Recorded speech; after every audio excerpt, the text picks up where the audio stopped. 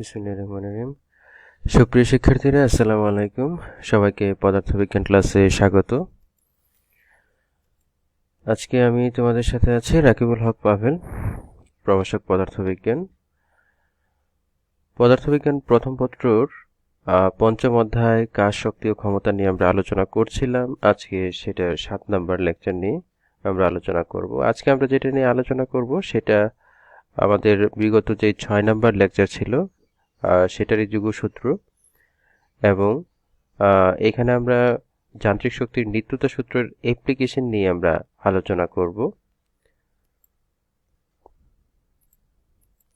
আজকে আমরা যেটা দেখব সেটা হলো যে আনত মসৃণ তল বরাবর গতিশীল বস্তুর ক্ষেত্রে যান্ত্রিক শক্তির নিত্যতা সূত্র বা সংরক্ষণশীলতা নীতি, এটার অ্যাপ্লিকেশন আমরা দেখব।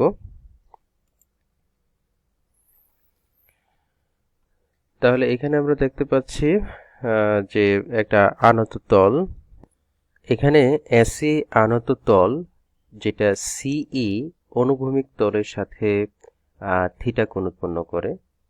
এখন এই এসি আনত তলের এ বিন্দুতে আমরা ধরে নিলাম এম ভরের একটা বস্তু আছে। এখন এই অভিকর্ষ ত্বরণের প্রভাবে সেই এম ভরের বস্তুটি এ বিন্দু থেকে গড়িয়ে গড়িয়ে আমরা ধরলাম যে আনত তল বেয়ে পড়ছে। তো এখানে এ বিন্দুর যে উচ্চতা সেটাকে আমরা এইচ ধরে নিলাম। তো আমরা যে কথাগুলো বললাম সেগুলো এখানে বলা আছে। তাহলে এ বিন্দুতে বস্তুটির বিভব শক্তি কত হবে? আমরা জানি যে বিভব শক্তি বের করতে গেলে তার উচ্চতার প্রয়োজন, এবং ওজনের সাথে উচ্চতা গুণ করলে আমরা বিভব শক্তি পেয়ে যাই, অর্থাৎ আমরা বলে থাকি mgh। এবং বিভব শক্তির ক্ষেত্রে আমরা যে উচ্চতাটা মেজার করে থাকি সেই উচ্চতাটা হয় সর্বনিম্ন পয়েন্ট থেকে যে উচ্চতা সেটা। তো সেই হিসেব অনুযায়ী আমরা এ বিন্দুতে বিভব শক্তি বলতে পারি যে এম ভরের বস্তুটার তাহলে সেটা mgh হবে, এবং h যেহেতু আমরা ধরে নিয়েছি যে এ বিন্দু থেকে ই বিন্দুর উচ্চতা বা দূরত্ব সেটা h, তাহলে এ বিন্দুতে বস্তুটির বিভব শক্তি আমরা পাবো mgh। তাহলে এ বিন্দুতে গতি শক্তি কত হবে? যেহেতু আমরা যান্ত্রিক শক্তির নিত্যতা সূত্র প্রুফ করতে চাচ্ছি, তাহলে আমরা এ বিন্দু, বি বিন্দু, এরকম বিভিন্ন বিন্দুতে আমরা বিভব শক্তি এবং গতি শক্তি দুইটার যোগফল, দ্যাট মিন্স যান্ত্রিক শক্তি আমরা বের করব। এবং আমরা দেখব যে এ বিন্দু এবং বি বিন্দু এই ধরনের বিভিন্ন যে বিন্দু আছে এইগুলাতে যান্ত্রিক শক্তি একই থাকে। তাহলে এ বিন্দুতে আমরা বিভব শক্তি পেলাম। এবার এ বিন্দুতে আমরা গতি শক্তি যদি বের করতে চাই, তাহলে এ বিন্দুতে গতি শক্তি কি হবে? Half M V square. এখানে ভি বলতে আমরা এ পজিশনের জন্য ব্যাগটাকে আমরা ভি এ ধরে নিতে পারি। এখন বস্তুটা যেহেতু এ বিন্দু থেকে পড়া শুরু করেছে মাত্র, সেই কারণে এ বিন্দুতে তার বেগ হবে 0, এই কারণে তার গতিশক্তি হবে 0। তাহলে এ বিন্দুতে মোট শক্তি কত, মোট যান্ত্রিক শক্তি কত? তাই এই যান্ত্রিক শক্তিটা হবে এই বিভব শক্তি এবং গতি শক্তি দুইটার যোগফলের সমান, এবং সেটা আমরা পাবো mgh। এবার আমরা বি বিন্দুর ক্ষেত্রে আসি। এ বিন্দু থেকে গড়িয়ে যদি বি বিন্দুতে আসে এবং এ বির দূরত্বটাকে যদি আমরা s ধরে নিই, এবং আরেকটা বিষয় হলো যে এখানে আনত কোণ হলো থিটা, তাহলে এইখানে যে কোণটা হবে সেটা হবে 90 মাইনাস থিটা। কারণ এই যে কোণটা আনত কোণ যেটা, এটা হলো এই কোণটা, এটা হলো থিটা। আর এই উপাংশ এবং এই উপাংশের মধ্যবর্তী কোণ যেহেতু 90 ডিগ্রি, তাহলে এই কোণটা হবে 90 মাইনাস থিটা। দ্যাট মিন্স এই কোণটা হবে 90 মাইনাস থিটা। তাহলে বস্তুটি এ বিন্দু থেকে যখন তল বরাবর s দূরত্ব অতিক্রম করে বি বিন্দুতে পৌঁছায়, এবং বি বিন্দুতে আমরা ব্যাগটাকে ধরে নিলাম ভি বি, তাহলে বি বিন্দুতে বিভব শক্তি কত হবে? আমরা বিভব শক্তি জানি যে mgh দিয়ে আমরা প্রকাশ করে থাকি। এই ক্ষেত্রে এইচটা হবে কতটুক? বি বিন্দু থেকে ডি বিন্দু পর্যন্ত যে দূরত্ব বা বিডি যে উচ্চতাটা সেটা। তাহলে mg/bd আমরা লিখতে পারি। এখন বিডিটাকে আমরা কিভাবে লিখতে পারি? বিডিটাকে দেখো আমরা লিখেছি ae মাইনাস ai। তাহলে ae কোনটা? যে এই টোটাল যে হাইটটা, এই টোটাল হাইটটা থেকে উপরের যে অংশটা এ আই, এটা যদি বিয়োগ করি তাহলে আমরা আই ই পাচ্ছি। আই ই যে কথা, বিডি একই কথা, সেই কারণে আমরা বিডির পরিবর্তে এ ই মাইনাস এ আই লিখতে পারি। এখন এই এ আই এটার মান কত? আমরা যদি এ বি আই একটা ত্রিভুজ চিন্তা করি, তাহলে এই যে কোণটা আছে এটা হলো 90 মাইনাস থিটা। তাহলে এখানে আমরা কজ 90 মাইনাস থিটা এটা কিন্তু লিখতে পারি কি ভূমি বাই অতিভুজ। তাহলে এই কোণটার জন্য ভূমি হলো এ আই, অতিভুজ হলো এ বি। তাহলে দেখো এ আই এটাকে আমরা লিখতে পারি A B cos 90 minus theta. এখন এ বিটাকে আমরা এস ধরে নিয়েছি, তাহলে এখানে আমরা এস লিখতে পারি কস 90 মাইনাস থিটা, এটাকে সাইন থিটা লিখতে পারি। তাহলে এ আই এটার পরিবর্তে আমরা লিখতে পারি এস সাইন থিটা। তাহলে আমরা বি বিন্দুতে বিভব শক্তি কত সেটা পেলাম আমরা, mgh minus mgs sine theta. এখন বি বিন্দুতে আমরা গতি শক্তি বের করব। আচ্ছা, আরেকটা বিষয় হলো যে এখানে তল বরাবর এই এসি তল বরাবর যে ফোর্সটা কাজ করছে সেই ফোর্সের মান হবে কি mg cos 90 মাইনাস থিটা। সেটা আমরা বুঝতে পারি যে এই কোণটা যেহেতু 90 মাইনাস থিটা, তাহলে এইদিকে যে ফোর্সটা কাজ করছে অর্থাৎ mg এর যে উপাংশ কাজ করছে সেটা হবে mg cos 90 মাইনাস থিটা, এবং এইটাকে আমরা mg sin থিটা লিখতে পারি। যার ফলে এখানে দেখো যে এদিকে যে ফোর্সটা কাজ করছে সেটাকে আমরা mg sin থিটা লিখছি। এখন বি বিন্দুতে গতি শক্তি কত? তাহলে বি বিন্দুতে গতি শক্তি কত আমরা সেটা বের করব। সেটা পেয়ে গেলে আমরা দুইটা যোগ করলে বি বিন্দুতে মোট শক্তি পেয়ে যাব। তাহলে বি বিন্দুতে গতি শক্তি হলো হাফ এম ভিবি স্কোয়ার। তাহলে এই ভিবি এর মানটা কত সেটা আমরা দেখতে পারি এইভাবে যে VB square equal to V A square plus 2g cos 90 minus theta into S. অর্থাৎ আমরা বলতে পারি V square equal to V naught square plus 2gh, এই সূত্রটা আমরা জানি। তো এখানে যেহেতু এ বিন্দু থেকে আসছে তাহলে আদি বেগ হলো ভি স্কোয়ার, যেহেতু বি বিন্দুতে আসছে শেষ বেগ হলো ভিবি স্কোয়ার, এটা হবে 2gh বলতে এখানে যে বিন্দু থেকে আসছে সেই বিন্দুর উচ্চতা অর্থাৎ এ থেকে আই এর যে উচ্চতা সেই উচ্চতাটা, ঠিক আছে। অথবা আমরা চিন্তা করতে পারি এইভাবে 2g এর যে উপাংশটা এই আনত তল বরাবর কাজ করে সেই উপাংশের সাথে আমরা যে দূরত্ব অতিক্রম করে এস সেটা গুণ করলে আমরা পারি। তাহলে এইদিকে জি এর যে উপাংশটা কাজ করে সেটা হলো জি cos 90 মাইনাস থিটা, আর এখানে যে দূরত্ব অতিক্রম করে সেটা হলো এস, এবং আদিবেগ তার শূন্য, সেই কারণে আমরা পাচ্ছি 2g sin থিটা এস। তো এটা আমরা বললাম, এখানে আমরা যেটা পাচ্ছি সেটা তাহলে mgs sin থিটা। তাহলে বি বিন্দুতে যান্ত্রিক শক্তি কি হবে? আমরা যে ভ্যালুগুলো পেলাম সেগুলো যদি যোগ করি তাহলে mgg পাচ্ছি। তাহলে আমরা সমীকরণ আগের এবং এটা থেকে আমরা বলতে পারি যে এ বিন্দুতে মোট যান্ত্রিক শক্তি আর বি বিন্দুতে মোট যান্ত্রিক শক্তি সমান।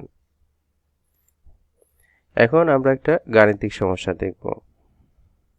এখানে আমরা গাণিতিক সমস্যা হিসেবে একটা প্রবলেম পাচ্ছি, সেটা হলো যে একটি 300 গ্রাম ভরের বস্তু অনুভূমিকের সাথে 30 ডিগ্রি কোণে রক্ষিত হলে এই রক্ষিত তলে তার 5.88 জুল গতিশক্তি প্রয়োগে এ থেকে এই বিন্দুতে ঘর্ষণহীনভাবে ঠিক পৌঁছে যায়।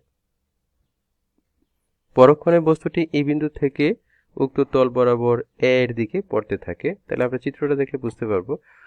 অর্থাৎ এখানে বলা হচ্ছে যে একটা 300 গ্রাম ভরের বস্তু তাহলে এ বিন্দু থেকে এই বিন্দুতে নিয়ে যাওয়া হচ্ছে। এখানে যে গতিশক্তি প্রয়োগ করা হচ্ছে সেটা হলো 5.88, এবং এখানে এই বিন্দু থেকে উক্ত তলে এ বিন্দু বরাবর আবার পড়তে থাকে। এই বিন্দু থেকে ছেড়ে দেয়া হলো, আবার এ বিন্দু বরাবর পড়তে থাকে। এখানে এ বি, বিসি, সিডি এবং ডিই এই দূরত্বগুলা সমান।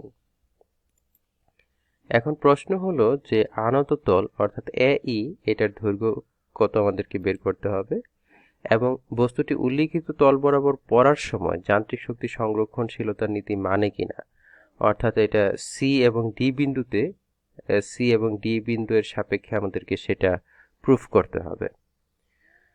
তাহলে প্রথম যে প্রবলেমটা সেটা হলো যে এর দৈর্ঘ্য কত। এখানে আমরা আরেকটা বিষয় আমরা জানবো যে যখন এখানে পড়ছে, এখানে যে কাজ হচ্ছে, কাজটা গতিশক্তির পরিবর্তনের সমান, যেটা আমরা পেয়েছিলাম কাজ শক্তি উপপাদ্যের মধ্যে। অর্থাৎ এখানে গতিশক্তি যেটা 5.8, এটাকে আমরা কৃতকাজও বলতে পারি।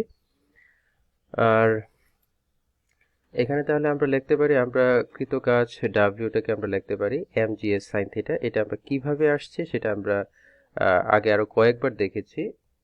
তাহলে আমরা mgs sin থিটা আমরা পাচ্ছি কৃতকাজ। তাহলে এখানে কৃতকাজ গতিশক্তির পরিবর্তনের সমান। এখন এখান থেকে আমরা টা বের করব। আমরা কোন জায়গাটা, এ থেকে ই, এই যে দূরত্বটা সেটাকে আমরা ধরে নিয়েছি। তাহলে এখানে বিভিন্ন ভ্যালু যদি আমরা বসাই তাহলে আমরা এর মান পাচ্ছি 4 মিটার। এখন দ্বিতীয় অংশ, উদ্দীপকের তথ্য থেকে আমরা পাচ্ছি যে বস্তুর ভর হলো গিয়ে এত গ্রামকে কেজিতে নিয়ে গেলাম এবং আনুভূমিকের সাথে যে তলের সাথে যে কোণ উৎপন্ন করে সেটা হলো 30 ডিগ্রি। তাহলে এই কোণটা যদি 30 ডিগ্রি হয়, এটা 30 ডিগ্রি, এটা 30 ডিগ্রি, এটা হবে 90 মাইনাস 30 অর্থাৎ 60 ডিগ্রি। এখন আমরা ধরে নিলাম যে এই বিন্দুতে তার বেগ হলো গিয়ে 0 এখান থেকে যখন পড়া শুরু করে, এবং ই থেকে ভূমি পর্যন্ত যে দূরত্ব সেটাকে আমরা হাইট, সেটাকে এইচই, এবং ডি বিন্দু থেকে যে হাইট এইচডি, সি বিন্দু থেকে যেটা হাইট সেটাকে এইচসি আমরা ধরে নিলাম। তো একটু আগে আমরা পেয়েছি যে এ ই সেটা হলো 4 মিটার। তাহলে A B BC CD DE এগুলাকে 1 মিটার করে হবে যেহেতু 4 ভাগে ভাগ করা। আর এখান থেকে যদি তাহলে আমরা চিন্তা করি এ বি যদি 1 মিটার হয় তাহলে এ সি হবে 2 মিটার, এ ডি হবে 3 মিটার। এইভাবে আমরা প্রত্যেকটাকে চিন্তা করতে পারি। এখন ই বিন্দুতে ব্যাগ কত, এই বিন্দুতে ব্যাগ তো 0 আমরা ধরে নিয়েছি। তাহলে ডি বিন্দুতে আমরা যান্ত্রিক শক্তি কত পাচ্ছি সেটা একটু দেখব। তাহলে বিভব শক্তি প্লাস আমরা এই পটেনশিয়াল এনার্জি আর এটাকে কাইনেটিক এনার্জি গতিশক্তি বলে নিলাম। তাহলে এখানে বিভব শক্তিকে তো আমরা মেজার করতে হয় mgh, অর্থাৎ সর্বনিম্ন পয়েন্ট থেকে যে উচ্চতা। তাহলে এখানে ডি বিন্দুতে উচ্চতা হলো hd, আর এখানে গতিশক্তি হাফ mv স্কোয়ার। ভি বলতে এখানে ডি বিন্দুতে যে ব্যাগ সেই ব্যাগটাকে ভিডি স্কোয়ার আমরা বলছি। তাহলে এইচডির মানটা কত সেটা কিন্তু আমরা বের করে নিতে পারি, sine theta equal to HD by A D.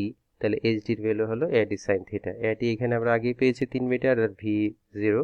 তাহলে এই ভ্যালুগুলো যদি আমরা এখানে বসাই তাহলে এইচডি এর পরিবর্তে এ ডি সাইন থিটা এটা আমরা লিখলাম হাফ এমভি, আর ভিডি এই যে আমরা ইমিডিয়েট আগে আমরা দেখে আসছি যে এই বিন্দুতে ব্যাগটা হবে যে বিন্দু থেকে এসেছে সেই বিন্দুর ব্যাগ, অর্থাৎ আদি ব্যাগটা হবে ভি স্কোয়ার প্লাস 2g এর যে উপাংশ এই বরাবর, তাহলে জি এর উপাংশ হলো 2g cos 90 মাইনাস 30, আর এখানে যে দূরত্ব অতিক্রম করে ডিই সেটা হলো এটা। তো এখানে এ বিন্দুতে ই বিন্দুতে ব্যাগ তো 0, সেই কারণে আমরা এটা পাচ্ছি। তাহলে এখানে আমরা যদি বিভিন্ন ভ্যালু বসাই তাহলে আমরা মান পাচ্ছি এটা। তাহলে এইটিতে আমরা টোটাল যে এনার্জিটা পাচ্ছি, টোটাল এনার্জিটা পাচ্ছি 5.88 জুল, যেটা আমাদের আগে বলা হয়েছিল যে টোটাল শক্তিটা ছিল, গতিশক্তিটা হলো 5.88 জুল।